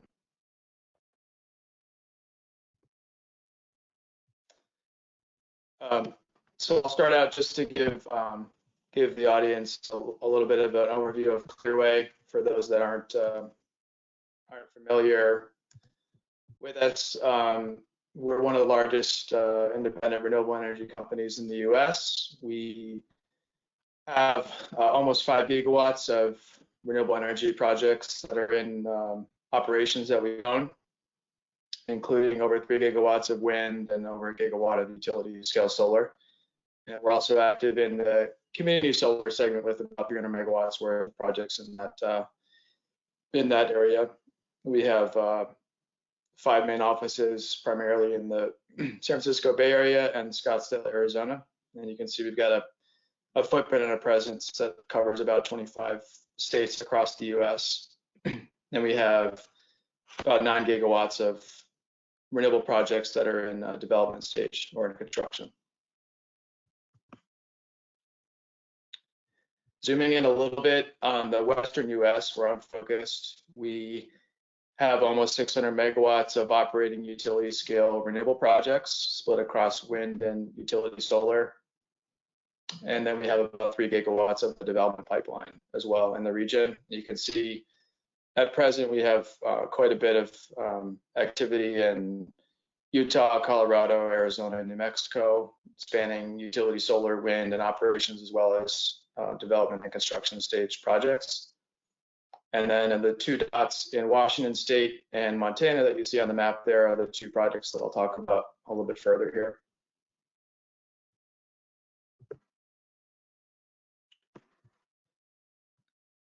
First project that I wanted to highlight is our Rattlesnake Flat wind project, which is a wind farm that's in construction and actually nearing completion, hopefully in the next couple months here by the end of 2020. It's a 160 megawatt wind farm located in Adams County, Washington. So it's a little bit southeast of Spokane. We're selling power to Avista under a 20-year power purchase agreement. We've been working with Blattner as our EPC partner to build the project. And the turbines are Siemens Gamesa machines. And you can see some pictures on the slide from recent construction activities. So very excited about this project and helping Avista and Washington with its renewable needs and also supporting capacity needs, as it's a beneficial resource in both respects. The second project specific to Montana, and the topic today on the panel is our Haymaker project, which is located in central Montana. Haymaker is a development stage renewable project, which we think is well positioned to help replace retiring thermal generation in the region, primarily coal strip, as mentioned previously. The project capacity's potential is up to 800 megawatts. We have 2 interconnection positions, one on the 500 kV coal strip system and another on the Northwestern 230 kV system.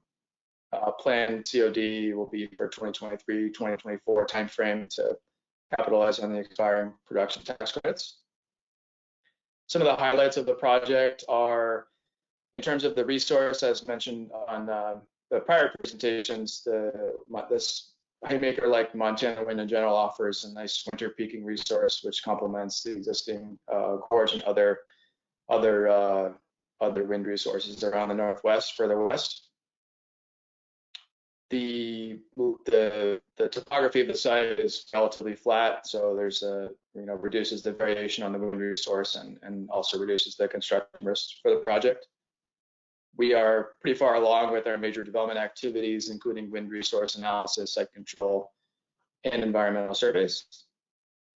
In terms of location for interconnection, it's sort of strategically positioned between the 230 system and the 500 kV system there, with a relatively short generator lead to get to the coal strip system at the planned Loco Mountain substation, which is expected to be built out in the next couple of years, which will be slated to be the only additional point of interconnection onto CTS. And then the last point being just the size of the project offering some economies of scale benefits that we're excited about. So. And then last couple of slides, I wanted to, again, this echoes a little bit of some of the prior comments from Spencer and Jeff regarding the kind of the benefit of what Montana wind and our Haymaker project in particular can bring for regional resource adequacy needs. On the graph, with the green line, you can see sort of monthly average demand across northwestern states, including Montana, Idaho, Washington, and Oregon. And then graphed against that on the blue line, you can see the monthly average profile for a wind project alone and how it nicely matches the system demand needs in the late fall and the early winter months. And additionally, we're contemplating the addition of some co-located solar PV and potentially battery storage as well. But for this slide, we're just focused on the addition of co-located solar, and with sizing the solar at 25% or even 50% of the wind capacity, you can see we can get actually pretty close to matching the seasonal load shape in the Northwest. And the last slide, looking a little bit at the intraday shape, again, as mentioned on previous comments, you can see on the top half of the chart, the winter production within the day. It tends to be pretty solid and pretty constant throughout the day, with some sort of peaks during the morning peak and the afternoon peak hours. And then with the inclusion of some co-located storage, co-located solar, even in the winter months, you get a significant boost to the overall facility's capacity factor.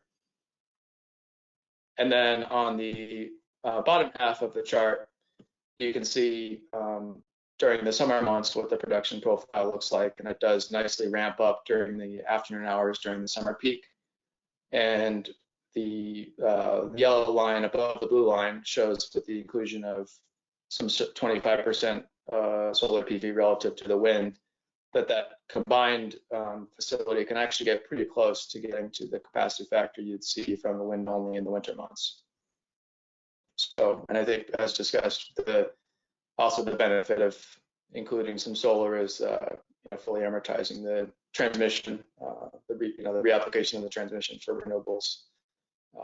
It does a nice job of that as well. So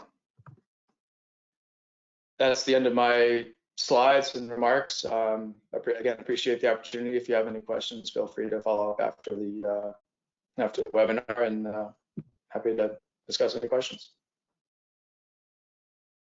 Thank you, Kevin.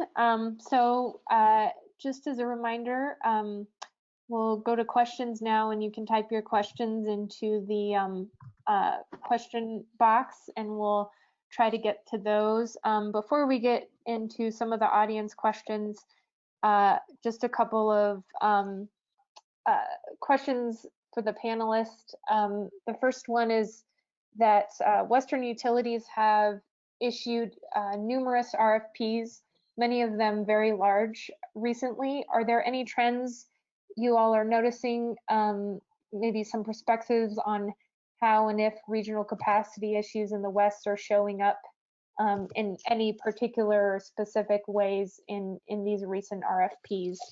So I don't know if anybody wants to jump in first on that one, maybe Spencer or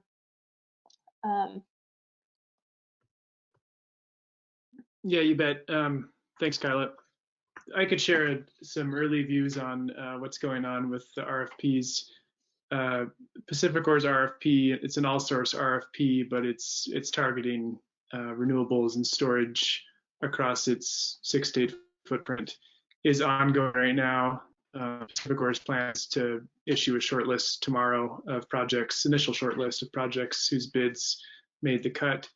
And the main observation I would make in that context is the transition of PacifiCorp from a serial queue to a cluster study approach for interconnection. It was interesting how much of the zones on PacifiCorp's transmission system, zones it itself has broadcast and set up for purposes of its IRP and RFP, how much of that capacity is taken up by projects that have signed large generator interconnection agreements. The remaining capacity, I think, is smaller than at least some observers in, at least before the Oregon Commission, had expected. And so what I think that's leading to in the developer community that I've spoken with is an expectation that to the extent the projects that have a commercial position with a signed interconnection agreement don't turn out to be the economic projects, we're probably going to see more RFPs than might have been expected 6 months ago while the serial queue is worked through in the procurement context.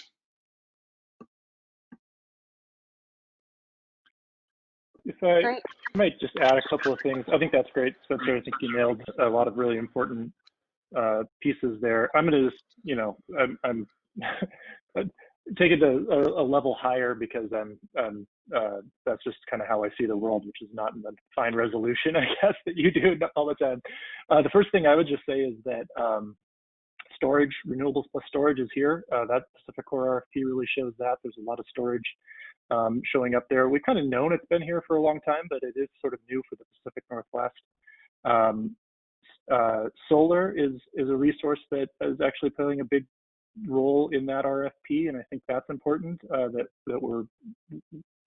it's not just a pure wind play. There's a lot of storage available.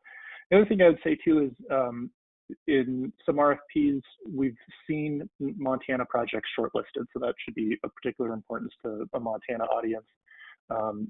Montana projects suddenly, thanks to the Renewable Development Action Plan and the efforts of then Administrator Mainzer at BPA and Governor Bullock, we've had a big shift in the thinking and availability, essentially, which of Montana wind, and all of a sudden Montana renewables generally are showing up in these RFPs.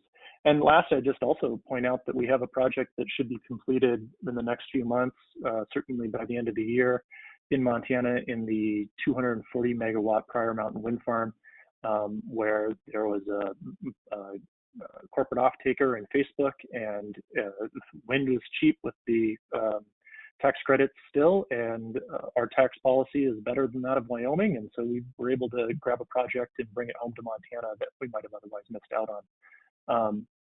So those are a few higher level, I guess, observations. Great. And Kevin, did you have any additional thoughts on that question about the RFPs?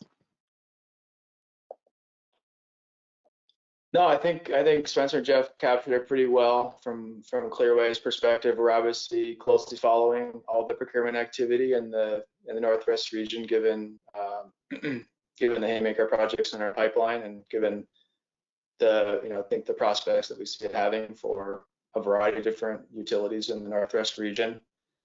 We've certainly seen that in this region, there's an interest in looking at kind of the dual benefit of a renewable resource like Montana wind, where it can offset renewable megawatt hour needs and also provide a high capacity value. So when you're looking to replace thermal generation with renewables, it's nice to be able to do that with a resource that can check both of those boxes, which Montana does as pretty much as well as any other resource that they could select from.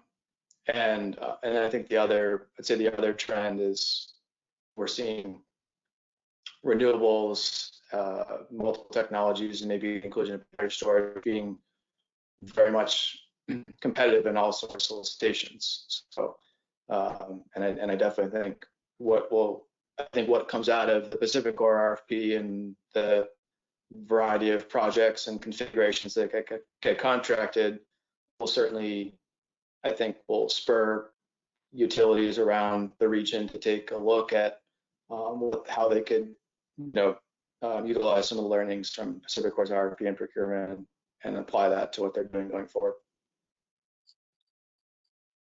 Okay, thank you. So kind of a related question, but thinking a little bit about the energy imbalance market, how has the expansion of the energy imbalance market impacted the way that utilities are valuing these different resources? And I'll let anybody who wants to jump in first, go ahead.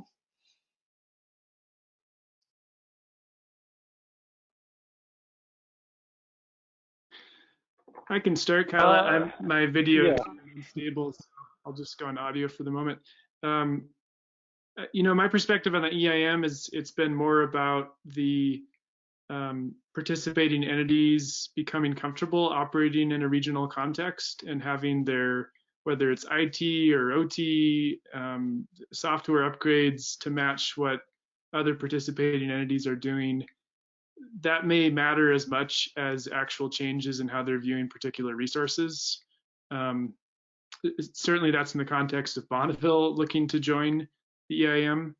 And that extends, at least for the Bonneville purposes, which does matter for generating resources that may move over Bonneville's lines. The scheduling paradigm is something that's really changing, affecting all types of independent resources that use Bonneville's lines.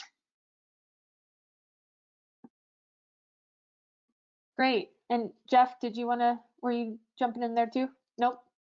No way. Kevin? That was awesome from Spencer.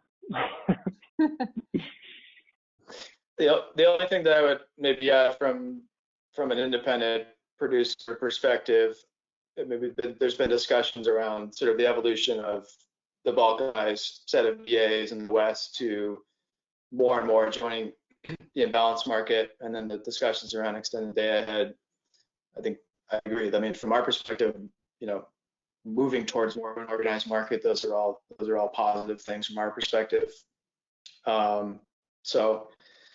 But in terms of energy imbalance market itself, from what we've seen, I mean, my take on it is it's probably marginally beneficial for renewable resources that can participate in the energy imbalance market for a load serving entity who's part of the EIM, and they're considering how you're going to juggle imbalances in the real-time market. The EIM does provide a little bit more liquidity in that real-time market than existed previously, so that I would imagine on the margin that is probably beneficial for intermittent resources. But I'm sure folks at the utilities would be in a better position to kind of talk in more detail about that. Okay. And I guess just we have a few minutes left, kind of because we're in this time right now. If any thoughts on whether COVID-19 has impacted any of these projects, and talked I think Kevin about the production tax credit and taking advantage of that. Are we seeing impacts right now of COVID, or do you foresee impacts in the timing of some of these projects?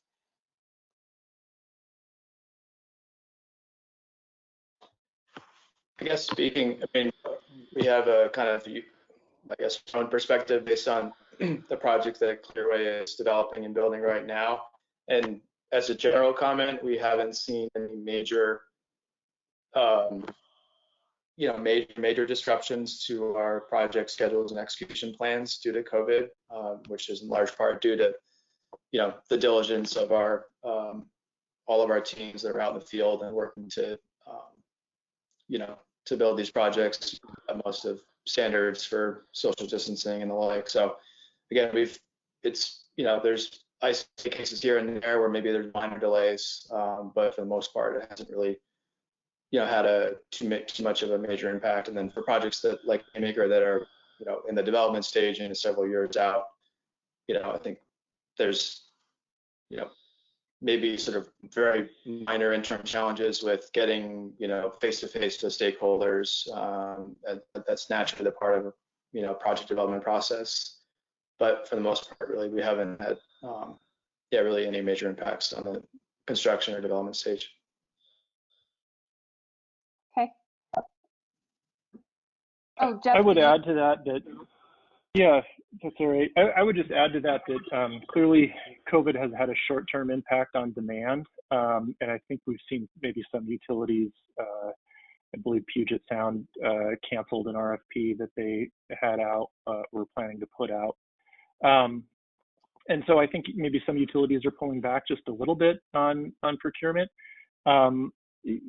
That gives us a little bit of breathing room on some of these issues that I think it's important that we take advantage of that time. I would also say though that even if the demand isn't quite what it used to be, I think the social license is clearly there for utilities to go out and procure renewable resources right now. In particular, I mean, Washington just passed a 100% requirement, and it seems to be, I don't know what utilities are waiting for if they can't take that as an authorization to go spend money and reduce carbon emissions.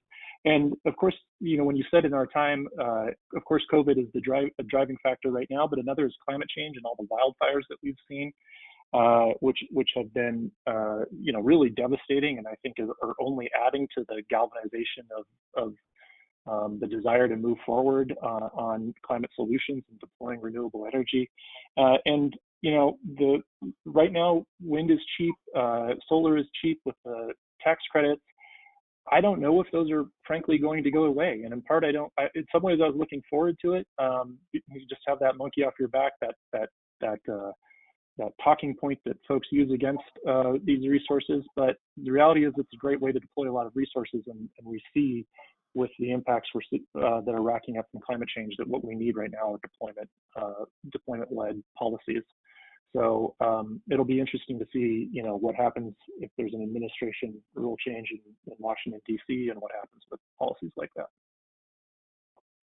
Yeah, Kyle, I would just add to Spencer again that I think the long-term effects of going through a COVID-driven recession just before an election, everyone here can handicap how the election is going to turn out, depending on what news they're following. But if there is a major change in governance in DC, 2021, from the perspective of renewables development, could look in some ways like 2009 in terms of passage of some pretty important changes, whether it's incentives for transmission or federal electricity standard. That would be, a really remarkable shift in federal direction. Don't hold your breath yet, but it's possible. Well, thank you. Thanks to all of our panelists, and we're coming to the top of the hour here. So I wanted to just take the opportunity again to thank our panelists on both of the panels for your perspective and insights on this important topics and how it impacts Montana moving forward. We really appreciate it. For those of you participating, thanks for taking the time to participate in the conversation and listen in. we will be recording, we have recorded this webinar, and we'll post a link to the recording on Montana Department of Environmental Quality's website, on the Energy Office's website. So we'll get that out. And thanks again. I really appreciate your time, and have a great rest of the afternoon. Pleasure. Thanks, Kyle. Thank you. Thank you.